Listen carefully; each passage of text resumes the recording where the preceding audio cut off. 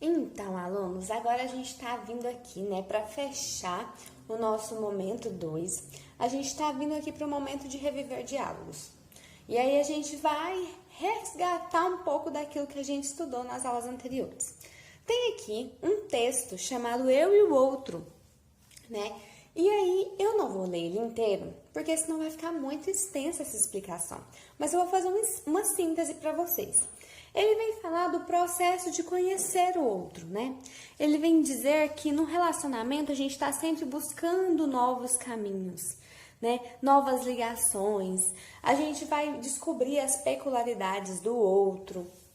A gente vai aprender as manias do outro, a gente vai deixar de questionar as manias, vai passar a entendê-las.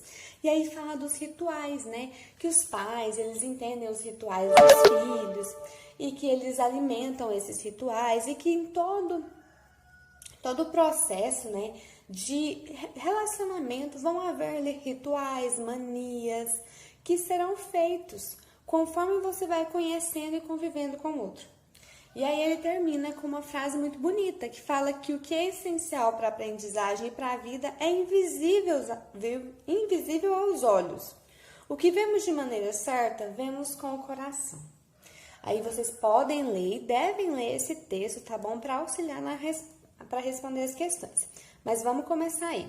Na A, da número 1, tá falando para trocar ideias sobre a mensagem do texto e anotar aí as conclusões. Gente, o que a gente pode retirar desse texto? A gente entende por esse texto que todo relacionamento ele é complexo, né? Ele vai necessitar de um longo processo de conhecimento do outro, do respeito com o outro, né? E que nesse processo, como eu disse para vocês, as pessoas vão aprender a estar junto, né? E aí eles vão desenvolver rituais, vão desenvolver manias, vão desenvolver trejeitos, vão passar a compreender o outro.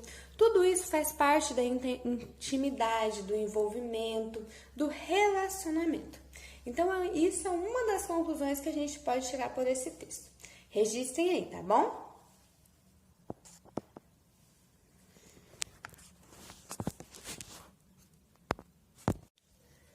Agora, aqui na B, é uma resposta pessoal. Vocês vão listar rituais com os quais vocês convivem ou conviveram em casa, com a família. Aí vocês vão falar aí, vocês jantam, por exemplo, à mesa, vocês sempre que acordam arrumam, a mãe de vocês arruma a cama de vocês, vocês dão boa noite e pedem bênção antes de dormir para os pais de vocês, para os avós. Quais rituais vocês têm na casa de vocês? Pede bênção quando chega os mais velhos? Como é que são os rituais que vocês desenvolveram aí com o relacionamento? Agora, você na C vai citar algum ritual comum no relacionamento de escola com os colegas ou com os amigos. E aí vocês vão falar, por exemplo, aí a gente tem retirar os cadernos, os livros de dentro da mochila, colocar sobre a carteira, né? Aí vocês podem colocar e sair correndo na hora que toca o sino, pode colocar. O que mais a gente pode colocar? Reclamar que tá querendo ir embora, é um ritual que vocês fazem, todos vocês fazem quase todo dia. Então, gente, pode colocar aí os rituais que vocês têm em comum com os colegas de vocês. Agora, na 2 está pedindo para avaliar a dependência do outro no cotidiano. Família, amigos, funcionários, fornecedores de serviço. E fazer uma lista de pessoas e de profissionais dos quais vocês dependem no dia a dia, né? Que trabalham para que nossa vida seja melhor. E depois explicar o que essa lista tem a ver com o conceito de empatia e alteridade, né? Que a gente estudou lá no diálogo 6. Gente, vocês têm que pensar o que vocês precisam, das pessoas que vocês precisam para chegar até a escola, para se alimentar, para estudar, para aprender. E aí, o que vocês vão perceber quando vocês fizerem essa lista das pessoas que vocês precisam diariamente? Que nós dependemos uns dos outros, não é mesmo? Nós todos somos dependentes um do outro. né? E essa que é a base da empatia, da alteridade, é perceber a importância do outro, né? Que nós dependemos dele. Então, colocar-se no lugar dele, perceber o valor que ele tem, a importância que ele tem no nosso dia a dia, no nosso cotidiano. Agora, na número 3, tá falando que as pessoas que fazem parte do nosso dia a dia, seja na família, na escola ou em qualquer outro lugar, merecem o nosso reconhecimento, né? E o nosso respeito. Mas que muitas vezes a gente recebe muito e a gente não é agradecido a essas pessoas. E aí, nesse momento, vocês vão agradecer, vocês vão anotar, vocês vão registrar aí nas linhas seguintes ao que vocês são gratos, ao que vocês gostariam de agradecer. Então, vocês vão registrar aí na número 3, tá bom? Na número 4, gente, tá falando daquilo que a gente estudou no segundo momento, que foi o cuidado com o outro, né? E aí, a gente viu que é importante cuidar de si também.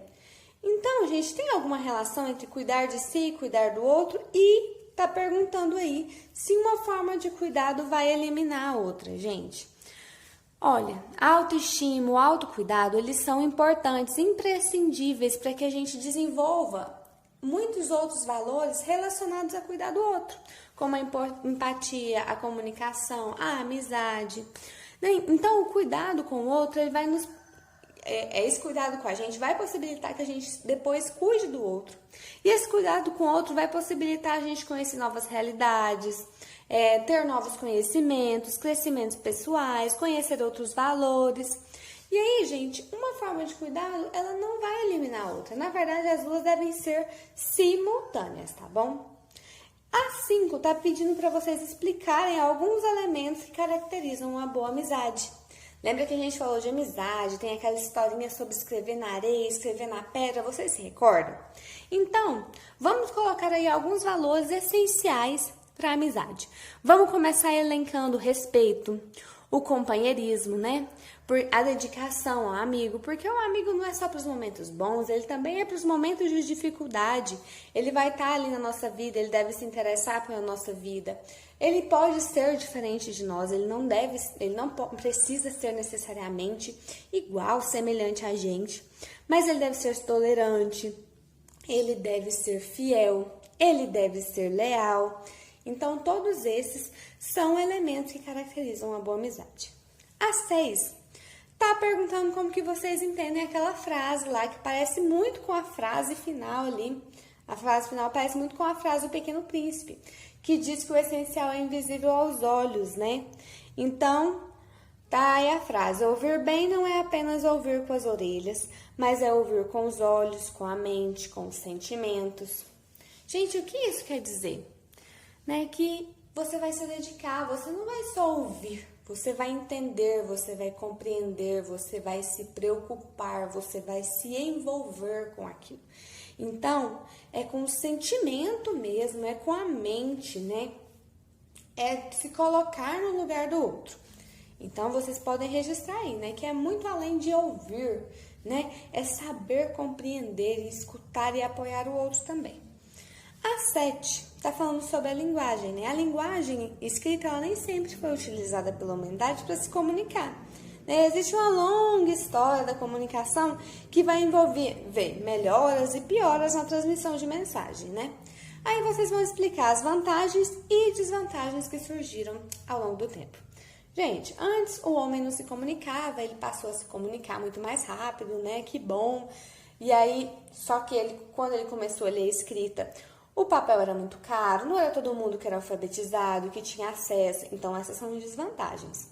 E aí, hoje em dia, né, é mais acessível, quase todo mundo tem acesso aos meios de comunicação. No entanto, existe muita fake news, existe muita informação falsa, um turbilhão de informações que a gente não sabe nem mesmo lidar com ela.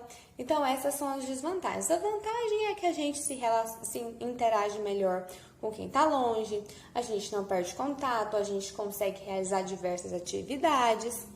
Então, vocês vão elencar aí as vantagens e desvantagens ao longo do tempo, viu? Na número 8, está pedindo para explicar os principais papéis que a escola desempenha na vida de um jovem. A gente viu que a escola é um ambiente de aprendizado, mas é também para muito além disso, né?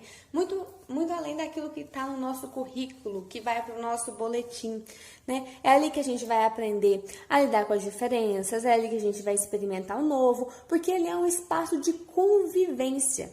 Então, você vai ter a oportunidade de desenvolver alguns valores essenciais para o mundo onde você vai viver futuramente, você vai conhecer a realidade de outras pessoas. Então, esse é um dos papéis da escola na vida do jovem.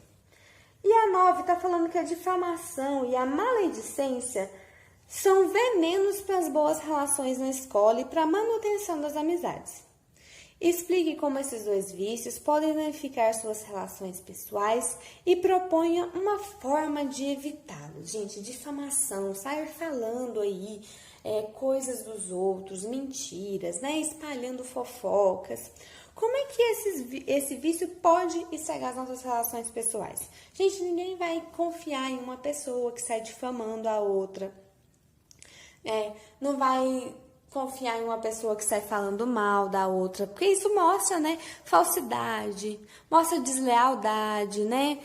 E aí você vai perder amigos, vai criar desavenças, você vai ter desentendimentos. Então, o importante é fazer tudo possível para impedi-los, né? Não participar de críticas a terceiros em que eles não estejam presentes, né? Muda de assunto quando perceber que está acontecendo, que está indo para esse caminho. Gente, então, ter sempre em mente o respeito ao próximo.